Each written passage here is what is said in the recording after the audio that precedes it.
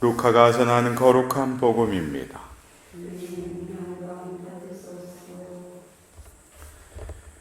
예수님께서 혼자 기도하실 때에 제자들도 함께 있었는데 그분께서 군중이 나를 누구라고 하느냐 하고 물으셨다. 제자들이 대답하였다. 세례자 요한이라고 합니다. 그러나 어떤 이들은 엘리야라 하고 또 어떤 이들은 옛 예언자 한 분이 다시 살아나셨다고 합니다. 예수님께서 다시 그러면 너희는 나를 누구라고 하느냐 하시자 베드로가 하느님의 그리스도이십니다 하고 대답하였다. 그러자 예수님께서는 제자들에게 그것을 아무에게도 말하지 말라고 엄중하게 분부하셨다. 예수님께서는 이어서 사람의 아들은 반드시 많은 고난을 겪고 원로들과 수석사제들과 율법학자들에게 배척을 받아 죽임을 당하였다가 사흘 만에 되살아나야 한다 하고 이르셨다.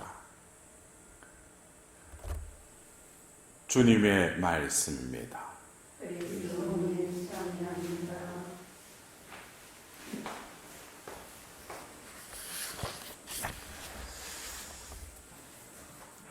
여러분들은 오늘 이 일독서 코엘렛의 3장에 나오는 그 때에 대해서 여러분들은 그 때에 맞춰서 살아가시는 것 같아요.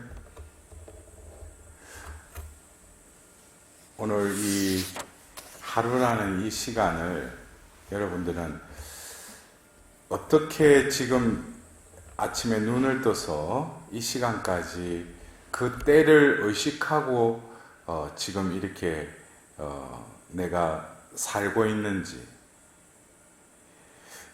여러분들 오늘 우리가 들은 이 코엘렛 3장의 때는 누가 주관하는 때를 말하는 거예요? 내가 지금 오늘 하루를 이렇게 계획하고 내가 오늘 오후 3시에 자비경당에 미사가 있었으니까 내가 움직이는 그 때를 말하는 거예요? 아니면 하나님이 주관하시는 때를 말하는 거예요? 그래서 여러분들한테 제가 첫 마디로 여러분 물었잖아요. 그 때를 맞춰서 사느냐고. 여러분들 오늘 우리가 이 하답송의 시편 144편에 어떻게 보면 시편 8편하고도 조금 그 유사한 내용, 중복되는 내용이 있는데, 주님 사람이 무엇이기에 이토록 보살피시나이까? 인간이 무엇이기에 이토록 헤아리시나이까? 이 시편 저자가 이렇게 고백한 것은 그 때에 맞춰서 살고, 하나님은 그 때를 주관하시면서 어떤 경우에는 자기 의지, 자신의 뜻과 맞지 않는 때를, 어떤 때는 뭐예요? 그거를 받아들일 때가 있죠. 그러나 우리는 그 때를 나의 때로 착각하는 경우가 있어요. 이를테면은 우리가 만날 때가 있으면 헤어질 때가 있다. 여러분들 이 때도 하나님이 주관하시는 거예요. 근데 우리는 그 때를 내가 만들어 가죠. 예? 특히 이렇게 만날 때는 우연하게 어떤 만남이 이루어졌지만 헤어질 때 우리가 얼마나 이 헤어짐으로 인해서 혼란에 빠집니까? 하나님이 이를테면 부부의 연을 하나님께 맺어주셨는데 또 갈랐을 때가 있죠. 그죠? 그래서 우리가 이 삶을 살아가면서 이 때를 때라고 하니까 뭐 몸의 때를 말하는 거 아닌 거 아니시죠? 예. 이 히랍으로 말하면 카이로스라고 하는 이 때. 그래서 우리가 그 복음 말씀 이렇게 시작할 때 보면 그 때에 예수님께서 이렇게 말씀하셨다. 그 때에, 이 때는 여러분들 2000년 전 예수님이 이 땅에 계실 때 그 때를 말하는 거예요.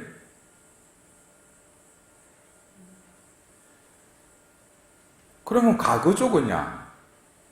근데 여러분들이 그때에 말씀하셨다는 그 예수님의 말씀을 묵상하고 이 말씀을 실행하다 보면 그 말씀이 오늘 이 자리에서 어떻게 돼요? 이루어지는 경우가 있죠. 그래서 그때라는 것은 우리가 인간이 우리가 살아가면서 이 때를 교정 지어놓은 그 때를 말하는 게 아니라는 거예요. 과거, 현재, 미래라는 그 때가 아니라 하나님이 주관하시는 때는 뭡니까? 영원한 시간대죠. 그래서 우리가 이 때라는 것에 대해서 내가 깨달음이 없으면은 그 사람은 그 하나님의 때를 알지 못하고 그냥 자신이 생각하는 그 때에 맞춰서 살다 보면은 처음에는 축복받고 뭐 일이 잘 풀리면 행복하다 그러는데 어떤 때 시련이 닥치고 그러면은 왜 나에게 이런 것이 오느냐고 또 하나님께 투정도 하고 또 근데 이 모든 것이 하나님의 때에 맞춰 살면 어떤 경우에는 나에게 축복이 주어지더라도 감사하면서도 이 모든 것을 하나님께 영광 돌리겠죠. 그러나 내 뜻과 반하는 어떤 불행이나 역경이나 시련이 닥칠 때도 내가 곰곰이 한번 그 때를 하나님 안에서 다시금 이렇게 반추해 보면은 이 때라는 것이 나에게 분명히 어떤 내가 모르는 하나님의 의도하심이 있다는 걸 내가 깨닫게 돼요. 그래서 우리가 뭐 성경에서도 여러 그 말씀 중에도 보면 어떤 때 이 시련이라는 것, 이 고통이라는 것을 견디어낼 때 내 믿음이 순수해진다고 야고보서에도 나와 있죠. 그러니까 내가 감지하는 현실적으로 힘들 때 주님 이것을 조금 해결해 달라고 주님 이 시련을 조금 이렇게 빨리 거두어 달라고 그렇게 기도하지만 어떤 때는 이 때가 하나님이 주관하시는 때라면 그것을 순응하는 것도 신앙인으로서의 지혜라는 거예요. 그래서 우리가 이 때를 자신이 생각하는 자신의 범주 안에서의 그 때를 우리가 성경에서 말하는 그 때로 생각한다면 이게 혼란이 일어나요. 예? 여러분들 오늘 예수님께서 군중이 나를 누구라고 하느냐 하면서 군중이 그 예수님을 보고 여러 가지 그분이 하시는 말씀이나 행위나 이런 걸 보고 뭐 세례자 요한, 엘리야, 옛 예언적의 한 분이 다시 살아났다. 근데 예수님은 과거에도 계셨고 지금도 함께 계시는 영원하신 분이시죠. 그때에 잠깐 이 땅에 머무르셨지만 그러나 인간들이 이렇게 볼 때는 똑같은 우리와 같은 사람의 모습으로 있기 때문에 그분의 행위나 말씀을 보니까 옛 성현들 또 예언자의 그분이 다시 되살아났다라고 표현들은 하지만 바로 베드로는 뭐라고 해요? 하나님의 그리스도이십니다 라고 고백하죠. 근데 이게 베드로가 고백했어요? 베드로가 고백한 게 아니죠. 마태복음서에는 또 뭐라고 나와 있어요? 베드로 너는 행복하다. 하늘에 계신 아버지께서 그것을 알려주셨다 그랬어요. 그러니까 내가 예수님을 알아보는 것이 내가 예수님을 면밀히 분석하고 탐구해가지고 하나님의 그 아드님이십니다. 그리스도이십니다. 이것이 아니라 그때의 하나님의 그 알림을 기울여서 자기가 알아들었고 그냥 뭐예요? 입으로 그냥 고백했을 뿐이라는 거예요. 근데 이 그리스도 바로 예수님의 이 정체성인 이 구세주 그리스도의 그 때 그래서 예수님께서는 그 마귀를 쫓으면서 그 공생애 중에 보면 그 마귀에게 그러죠. 그 때가 오기 전까지 당신이 바로 그리스도임을 한구령을 내리죠. 그러니까 예수님은 어떻게 보면 이 땅에 그 머무시면서 당신의 삶의 시간대는 결국 뭡니까? 바로 아버지의 시간대를 사셨다는 거예요. 왜? 아버지께서 이 땅에 당신을 파견하셔서 당신의 일을 수행케 하기 위해서 파견하셨는데, 예수님은 자기 마음대로 이렇게 사신 것이 아니라 그 아버지와 아들의 그 때를 늘 일치해서 사셨다는 거예요. 그래서 예수님이 바로 그리스도이심을 드러낼 때, 그래서 우리가 요한복음 17장 보면은 그러잖아요. 아버지, 때가 왔습니다. 그러죠. 예수님은 그 때, 바로 아버지의 때를 철저히 순종하신 분이에요. 그러나 그 때를 맞이하기 위해서는 예수님도 번민에 휩싸인 적이 있었죠. 예수님이 겟세마니에서 그 순환의 때를 맞아들이기 위해서 얼마나 피땀을 흘리시면서 기도하시잖아요. 예수님도 인성을 지니셨기 때문에. 그래서 우리가 이 때에 맞춰서 준비하고 하나님의 때에 그것을 때에 맞는 하나님의 뜻을 수행한다는 것이 그렇게 쉬운 게 아니죠. 왜? 내가 이때까지 내 뜻대로 살았으니까. 내 계획대로 살았으니까. 그래서 이 하나님의 때에 맞춰서 살면은 하나님은 뭡니까? 오늘 이 코엘레 3장 그 11절에도 하나님께서 시작에서 종말까지 하시는 일을 인간은 깨닫지 못한다고 그랬어요. 그래서 우리가 이 삶을 살면서 내가 이해하지 못하는 여러 가지 일들, 내가 인지하고 내가 이해하고 내가 인식한 그 일보다도 모르는 일들이 지금 이 순간에도 내 주변에서 내 안에서도 지금 진행 중에 있지 않습니까?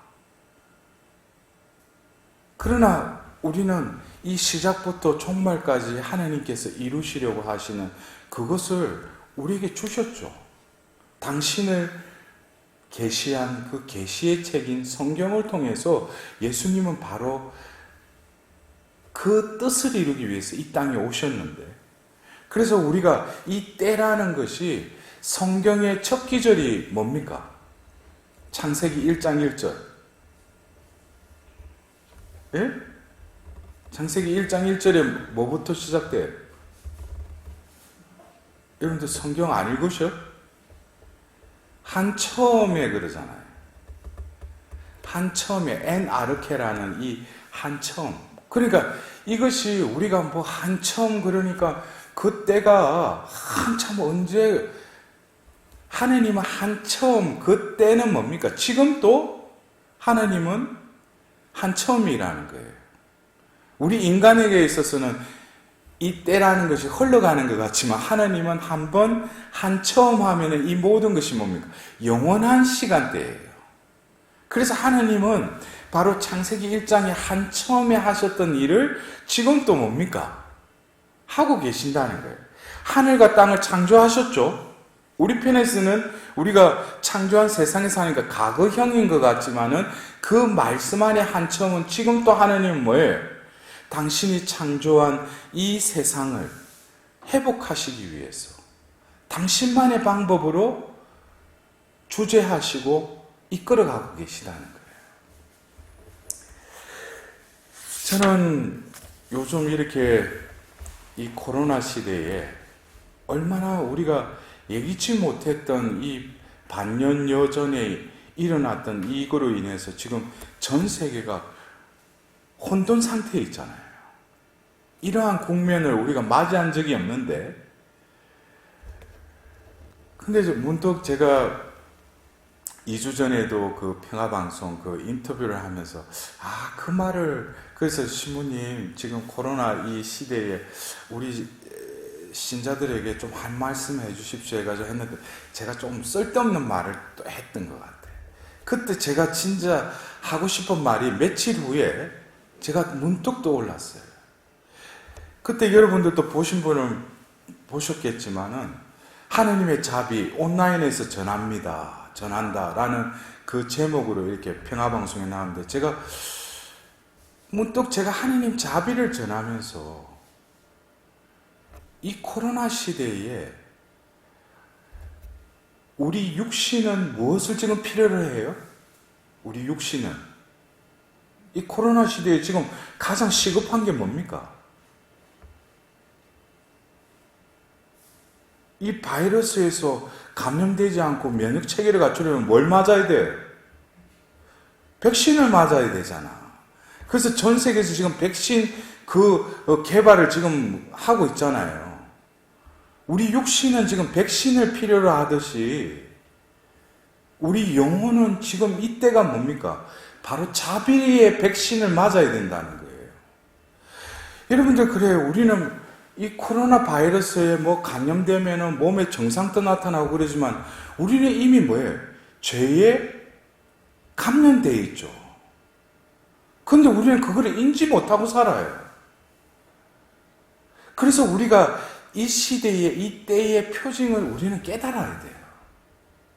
믿음이 없는 이들은 그냥 육신의 어떤 확진자 통계수 몇 명이고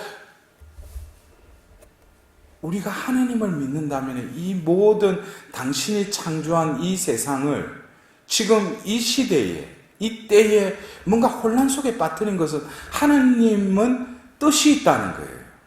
우리는 믿는 자로서 그거를 알아들어야죠. 지금이 어느 때인지. 그래서 우리가 지금 여러분들도 경험했겠지만 한 3개월여를 성당문이 닫혔잖아요. 그래서 제가 그 평화방송 기자분도 그래요. 우리가 코로나 오기 전만 하더라도 세례받은 이들 중에 거의 20-30%밖에 주임에서 참여 안 했는데 지금 성당문이 다시 열리고 거리두기 해가지고 하니까 또 그들 중에 또 30%밖에 안 온다는 거예요. 그러면 이게 계속 이러한 시국이 연장이 되면 어떻게 되겠습니까? 세례는 받고 인원은 박혀 있는데 이게 하나님 자녀로서 다 뭐예요? 하나님과 다 떨궈져 나가는 거예요. 그래서 여러분들 오늘 또 이렇게 새로 오신 분들도 계신데 여러분들이 이곳에 올 때 내가 내 원하는 지향 들어달라고 그것도 하나님께 구해야죠. 그러나 여러분들이 진정으로 나를 왜 하나님이 이곳에 나를 왜 이끄셨는가?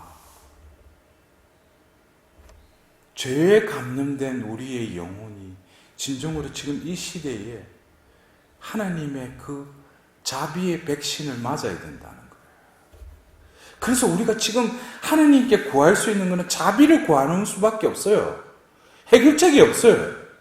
인간의 과학이, 의술이 아무리 발달했다 해도 이러한 상황 속에서 지금 속수무책이잖아요. 오히려 선진국에서 확진자나 지금 죽어가는 사람들이 수많이 나오잖아요. 이것을 볼 때 인간이 얼마나 무력한지를 깨닫고, 그렇다면 내가 신앙인으로서 지금 어떻게 깨어서 내가 정신을 가다듬고 하나님께 나아가서 기도해야 되는 거예요. 그냥 바이러스 이거 내가 감염 안 되려고 마스크 쓰고는 다니는데 진정으로 하나님의 이 때의 그 뜻을 내가 깨달은 신앙인으로서, 그래서 예수님께서는 분명히 당신이 그리스도이심을 어떻게 드러내셔요? 그 때가 오면은 아버지의 뜻대로 그것을 수행하고 또 때가 되면 어떻게 돼요? 그러니까 순환의 때를 온전히 받아들이시고 순종하고 나서 어떻게 사흘 만에 다시금 살아난다는 거예요. 예수님은 이 때를, 아버지의 때를 일치해서 살아가셨어요. 우리들도 어떤 때는 제가 그 서두에도 말씀드렸죠. 내 뜻과 계획에 반하는 어떤 상황들이 현실적으로 전개될 때 그것을 하나님의 뜻이라고 내가 식별이 된다면 그거를 온전히 받아들여야죠. 그것이 예수님과 함께 또 나에게 영혼의 정화를 위해서 하나님이 나에게 어떤 또 다른 순환의 때를 나에게 허락하신 거예요. 그럼 그걸 받아들이면은 분명히 예수님이 사흘 만에 부활하셨듯이 나에게도 어떻게 해?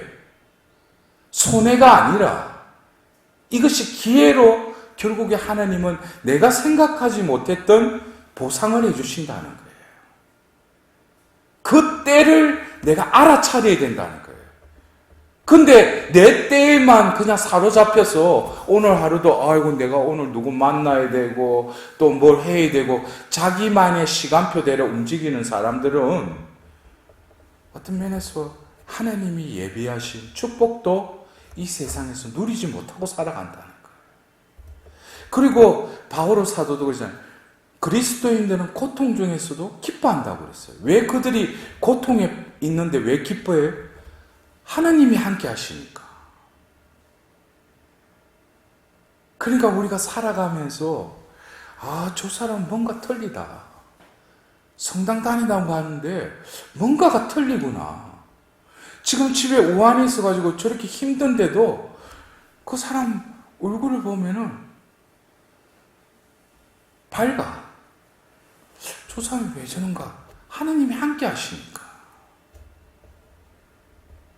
로또에는 걸리는지 모르지만 너무 나에게 축복이 막 쏟아져 내리는데 저 사람 보면은 차분하게 살아가. 들뜨지 않고. 왜? 하느님이 함께 하시고 내가 여기서 내가 이룬 것이라고 또 교만함으로 드러나면 어떻게 돼요? 하느님은 또 그거를 또 가차오신 거예요.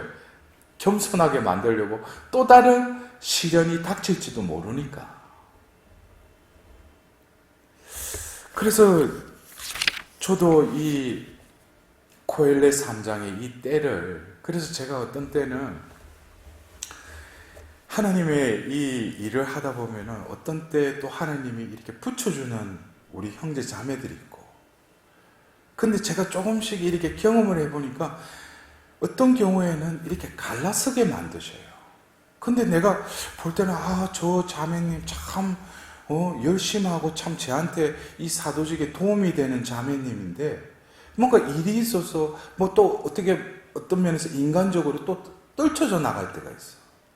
근데 인간적으로 보면 그분을 빨리 해서 다시금 이걸 일을 맡기고 싶은데 이거는 내가 모르는 어떤 때가 되었구나. 만날 때가 있으면 헤어질 때가 있구나. 그래서 그것을 하나님의 나침판에 맞추니까 그거는 분명히 시간을 지나니까 왜 그때 갈라놓으신지를 비로소 깨닫게 되는 거예요. 내가 그거를 여러 가지를 생각해서 해도 그 우선적으로 뭔가가 하나님이 주관하시는 어떤 그것으로 인해서 내가 예기치 못하는 어떤 그 때가 닥쳤을 때 내 주관적인 그 판단으로 그 때를 해석할 것이 아니라 하나님의 비단에서 그 때를 온전히 이렇게 들여다보면 분명히 하나님이 의미가 있다는 거예요. 그것을 깨달으면 여러분들이 살면서 상처 주고 상처 받는 것, 이것에서 자유로워질 수 있어요. 그러나 그러한 때를 살 때 내가 명심해야 될 건 뭐예요? 지금도 이 자리에 이 순간에 누가 계시다? 때를 주관하시는 하나님이 나와 함께 계시다는 거. 하나님의 현존감 속에서 살아가면은 그 때를 맞춰서 살아갈 수가 있어요. 그래서 자꾸 내 때를 내세우려고 할 때 그것을 내려놓고 하나님 지금 무엇을 해야 됩니까? 내가 지금 이 때에 어떻게 해야 됩니까? 이것을 자꾸 하나님께 여쭤보셔요. 그러면 하나님이 수호천사를 통해서든지 성령을 통해서 나에게 가르쳐 주신다고요. 그것을 기울이지 않으니까 뭐예요? 자기 때대로 맞춰서 사니까 뭡니까? 어느 순간에 보면 발등에 불 떨어지는 거예요. 뭔가 축복이 내린 것 같은데 어느 순간에 조금 있다 보니까 또 떨어지는 거예요. 그래서 우리가 진정으로 예수님이 그리스도로서 이 땅에 오셔서 그분의 삶은 바로 아버지의 때에 그 때에 수행할 것을 순종으로 온전히 이루시고 또 때가 되어서 하나님이 또 주신 그 영광을 그 때에 맞춰서 온전히 드러내신 분이 우리가 믿는 그리스도인 예수님이시라는 거예요. 우리들도 진정 때에 맞춰서 살아가는 현명하고 슬기로운 자녀로서의 삶을 살아갈 수 있도록 하나님께 자비를 구하도록 합시다.